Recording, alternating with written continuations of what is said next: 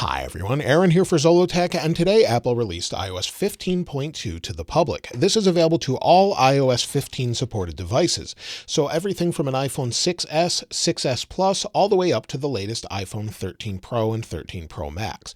It's available now at the same time all around the world. And if you're not seeing the update, go to your device, go to Settings, go to General, tap on Software Update, and you should see the update. If you're still not seeing it, tap on Automatic Updates, turn off Automatic Updates, and check again, and you should be able to install it. And you can see this update came in at 871.1 megabytes on my iPhone 12 Pro Max and was about the same size on all of the devices here. However, if you're a beta tester, you will not see this update, as the release candidate and release candidate 2 were the exact same update. So you just had it early. So there's actually two different build numbers depending on if you have the iPhone 13 series devices and 12 series devices. We'll talk about that in a moment. Now, Apple also released iPadOS 15.2 along with watchOS 8.3 and tvOS 15.2, as well as HomePodOS 15.2. We're still waiting for macOS 12.1, however. Now, as far as the build number, let's talk about that and then take a look at what's new. So we'll go to Settings, we'll go down to General, then About, and as you can see, the final build is 19C57 if you're on an iPhone 13 series phone.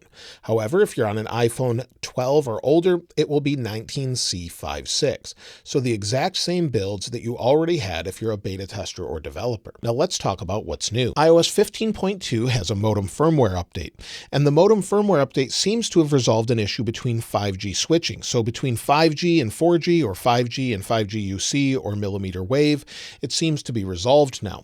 Many people I know, and also I was experiencing this myself, all of a sudden you would drop connection. So maybe you were on a FaceTime call, or maybe just in Safari looking at something, all of a sudden your internet connection would drop when you switch between different sorts of 5G and 4G. This seems to have been resolved with this update. Prior to this, the only way to fix it was to turn on airplane mode, turn it back off, things would reconnect, and it would work again. Now it seems to work properly.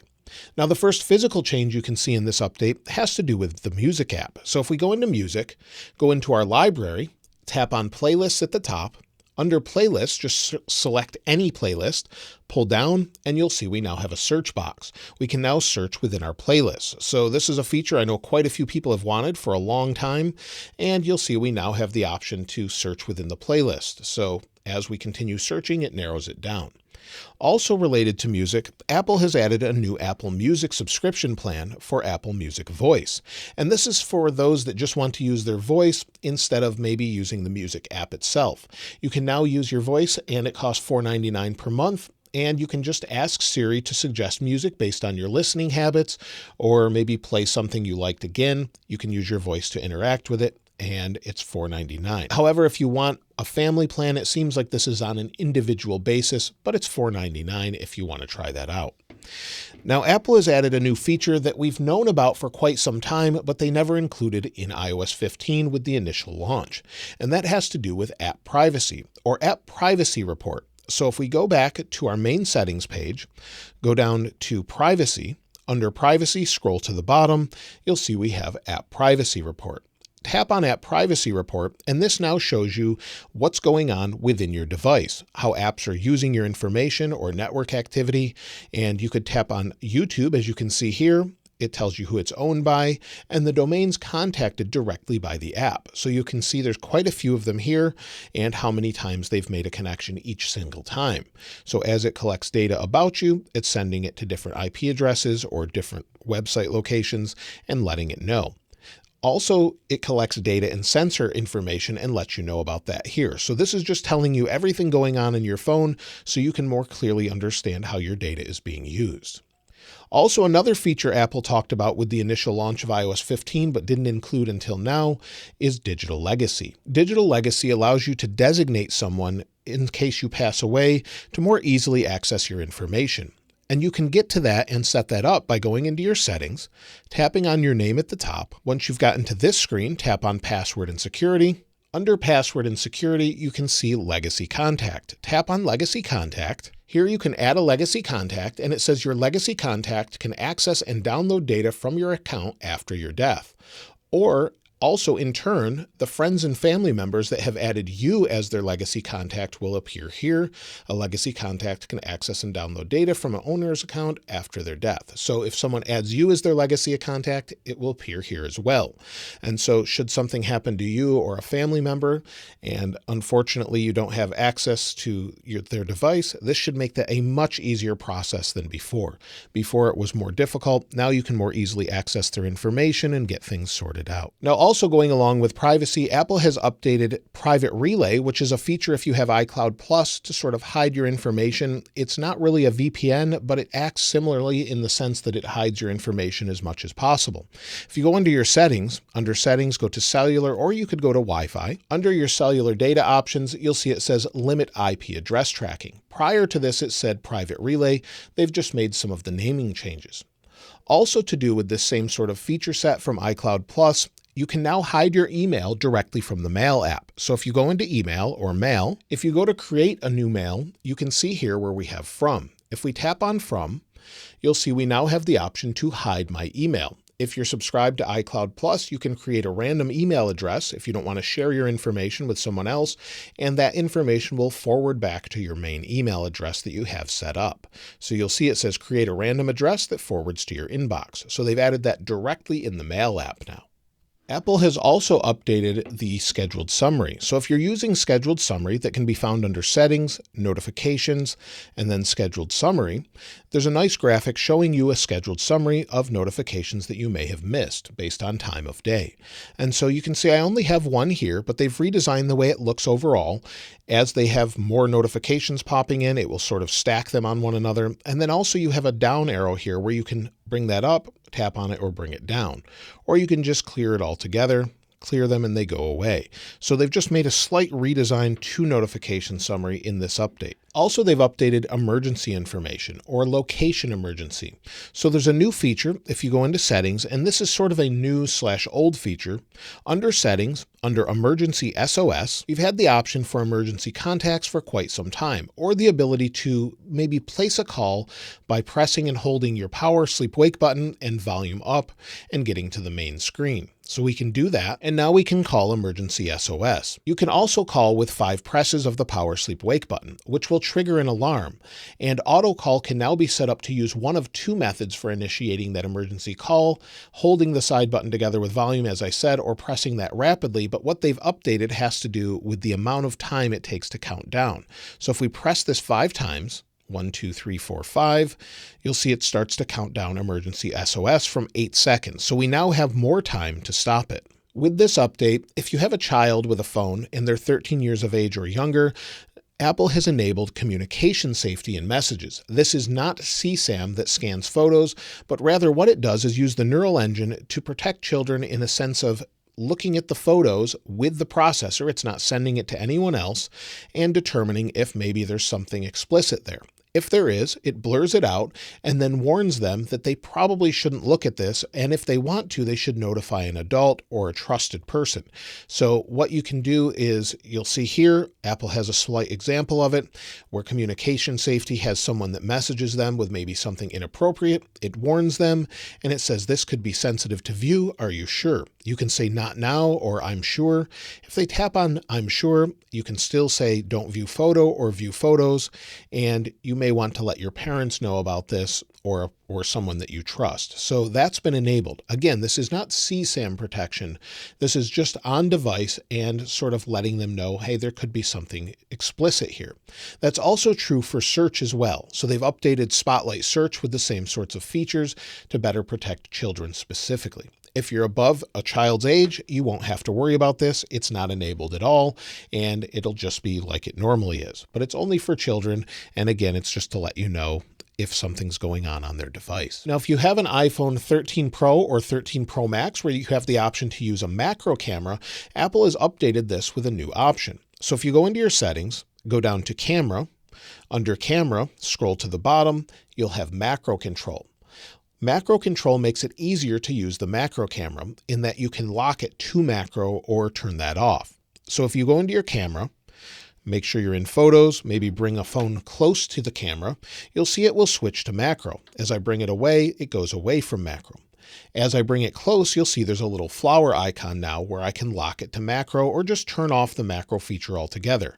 As I change it, you'll see that the camera changes and shifts its focus or shifts its closeness for macro altogether. So you can turn that off and now you'll see it's blurry. If I turn macro back on, everything comes back into focus, nice and close. So it's just a feature to better help you use that macro function, as it was kind of annoying switching all the time for some people. If we go into the TV app, Apple has updated that as well. So we'll go into TV here, go down to TV, and within TV, you can see that there's a new store at the bottom. So Store now allows you to buy movies or rent movies and TV shows directly from the TV app instead of going to the iTunes app. So maybe they'll discontinue that in the future, but right now you'll now have the option to do it all within the TV app itself, which makes a lot of sense for this, just like we can use music or access all of our music from within the Music app. Also, if you're using Apple CarPlay, Apple has updated maps for you. So there's enhanced city maps in Apple Maps, similar to what we get just using maps on our phone already, but it has different road details, turn lanes, medians, bike lanes, pedestrian crosswalks, and more for supported cities. So that's been updated specifically in CarPlay. With the introduction of iPadOS 15, we had the option for a quick note, but not everybody necessarily wants this. Maybe you want the same function to maybe do a screenshot. We now have the option to customize it, as you can see here. So if we go into our settings, under settings, scroll down on the left until we get to Apple Pencil. Under Apple Pencil, you'll see at the bottom, it says Pencil Gestures, and you'll see I've selected Screenshot and Quick Note. You can now customize this with Quick Note, Screenshot, or just turn it off altogether if you don't want to use it. It's on left corner or the right corner, and you can just customize it how you'd like. So I have it for a quick note in the right and a screenshot in the left. And again, you can use your finger to do this as well. You don't need an Apple Pencil to do that. So they've updated that. Sadly, in this update, there is no universal control where you can control your Mac and your iPad using a singular trackpad, like a Magic Trackpad or a mouse, and just have it seamlessly go between both devices. That update was promised with iOS 15. It's not yet here, but it will be coming a little bit later. Another new feature in this update has to do with repairing your iPhone 13. It appears Apple has now allowed you to repair your iPhone 13 and will not disable Face ID anymore. So it looks like they've fixed that in this update so that if you want to repair your display, you can actually do that. That was proved throughout the betas to be working. Also, if you have repaired your phone, whether that be a display or maybe a battery, Apple has updated the battery settings page to let you know. So if you change those parts out, you'll see it says parts and service history, and it will let you know if it's a genuine Apple part or not, under battery or camera or something else you've replaced. So those can be found under your settings, under about, if you've replaced those parts. Otherwise, it just won't show up altogether. So that's something they've added in this update. Now, if you use Find My with your phone and maybe someone took your phone, you misplaced it, and it's turned off, Find My can now locate your iPhone for up to 5 hours in power reserve mode. So it helps extend the option to look for the phone should it be lost or taken. So hopefully that helps you find it a little bit easier and gives you more time to do so. Also, Stocks gets an update. So if we go into Stocks, let me find the Stocks app here. In the Stocks app, they've added just a couple small changes. And so within Stocks, we'll wait for it to load. We'll go to Apple. You can see it says USD here at the top. So they've added that. And they've also added year to date for the chart. So those two things have been added just to make it a little bit more helpful. Also within Reminders, there's an update as well. Also, it carries across to Notes. With the introduction of Reminders, we have the option for tags. Within tags, we can now easily delete both of them at once or rename them. So you'll see I can select multiple tags here, tap on the 3 dots, and I can now delete 2 tags at once. Prior to this update, you couldn't do that. You can also rename them if they're similar at once, instead of having to go to each individual tag. This carries across to Notes also. Now, Apple has fixed quite a few things in this update as well. And the first thing has to do with Siri.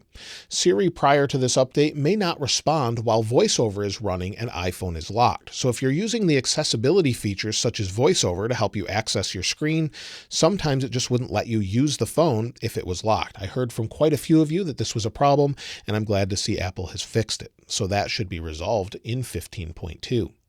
Also, if you're using Apple ProRAW photos, so if you're on an iPhone 12 Pro, 12 Pro Max or 13 Pro and 13 Pro Max, you'll have the option for RAW photos. Sometimes in prior versions, when you're using third-party photo editing apps, it would appear overexposed or too bright, and so that has been resolved in this update. Also, HomeKit scenes have been fixed, so if you're using maybe a HomeKit automation and you were using a garage door within your automation or just HomeKit in general, it may not have worked properly when your phone was locked. That's been resolved in this update. Also, video streaming apps may not load content properly on iPhone 13 models prior to this update. So maybe you were streaming in YouTube or maybe some other third-party app and it wasn't working properly. Specifically on iPhone 13 models, that has been resolved. If you're using Apple CarPlay, sometimes the now playing information in certain apps wouldn't show up properly. That has been resolved with this update. Apple has also fixed an issue. If you're using Calendar with Microsoft Exchange, sometimes the event dates would show on the wrong day. That's been fixed in this update. Now, there's a known issue that Apple specifically mentions, and that has to do with Apple Music, and specifically with streaming music. So if you're streaming in the Music app, it could result in a higher CPU usage, which in turn would cause faster battery drain. So that's something that's been ongoing throughout the betas and is still here with the final release. Typically, the phone will get a little bit warmer, and of course, that will drain your battery since you're using much more CPU power. Typically, to get around this, all you need to do is download your music, then you're not streaming it anymore, but it's something that they still need to fix. Also, the storage bug seems to still be here for some people throughout the betas and release candidates. So it may be fixed by this time, but it seems to be a problem for some where it's showing excessive storage usage. It's just calculating it incorrectly. And in some cases, it just takes forever to load. So it's taking a while to load here. As you can see, it does not seem to be 100% resolved for everyone. It's okay if it takes a few seconds, but if you let that sit for a few minutes and it hasn't loaded, that's a problem. So it's something they still need to resolve. It doesn't really cause a problem, but it just seems to be inaccurate overall. Other than that, there are no other known issues that are mentioned, and Apple didn't call out the storage issue yet, so maybe they'll fix that in a future update. There's also security updates available, and the security updates typically are listed here on the security website, although Apple takes some time to update this website, so I'll leave it in the description below so you can check it out, but you'll see everything they update. Sometimes they'll just put an update and say they have no published entries, but that doesn't mean they haven't updated something to help with security overall. And that leads me to, should you install iOS 15.2? And I would say if you're on iOS 15 already, I would definitely install it. From many reactions and different follow-ups I've done the other day, many people say battery has improved significantly and it's fixed a lot of problems, whether that be battery, performance, and more. And as far as battery life, I've been using this regularly as my main phone. Let's take a look at battery. So we'll see battery health is at 100%. Seems to be doing fine there. And if we take a look at the last 10 days, you can see that my battery was 3 hours and 45 minutes yesterday with 6 hours and 55 minutes of screen off time and about 50% usage. I'm still getting through the day easily on this phone, having about 50% or more left by the time I go to bed. So I'm getting pretty good battery life. Many people say they've seen it improved. It's few and far between that have said that it's actually not as good. So this seems to be a pretty solid update as far as that goes. And as far as performance, it seems very smooth as well.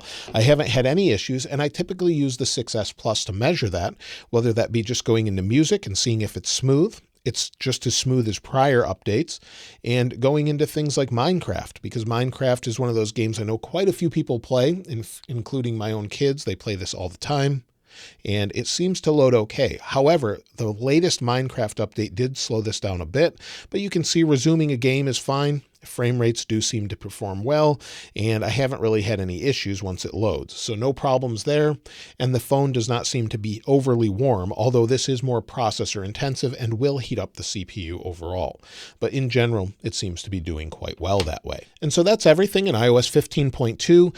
Those were quite a few updates, but I would expect some more with iOS 15.3, maybe later this week, or maybe after the new year. So expect something along those lines with a new release to the public probably sometime in January or so.